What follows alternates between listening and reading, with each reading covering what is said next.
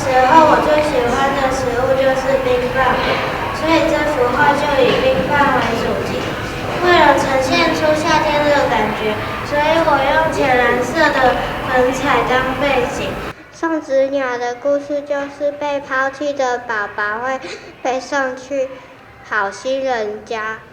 我大部分都是用水彩画的，小地方都是用蜡笔画的。我会画这幅画的原因是因为我觉得鸭子很可爱。有一次我出去玩的时候，我看到野鸭妈妈在身上，就想要把它画下来。台南市东区综合国小积极打造素食的学习环境，伫去年争取将近10万的经费，得到教育部国建署甲市府大力支持，改建学校脑具的便所。现在全校15间脑具便所全部拢焕然一新。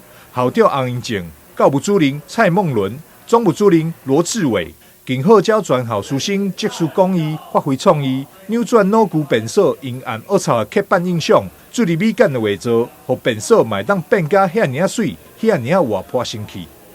把学生的作品再结合一些我们世界那个有名的画家的作品，然后分门别类哈。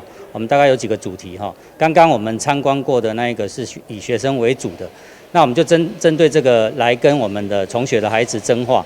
那大概有100多幅投进来，那我们甄选了50幅，那就是把它布置在我们的教室里头。那我想说，透过这样的一个小小的一个种子的一个，就是把它种在小朋友的心里面，让他从小有这种美感教育的养成哈。我想这个从学的孩子很多元哈。那从这次100多件里面哈，我们刚刚也看到那个作品非常的棒哈。那我们希望营造一个优质的环境来提升我们整个孩子的学习品质。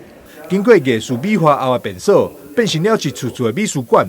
便所设计更是大获好评，而这处的美学化更是得到联建建设公司的大力支持，甲学校联手打造美术馆特色的便所，也做好了合作。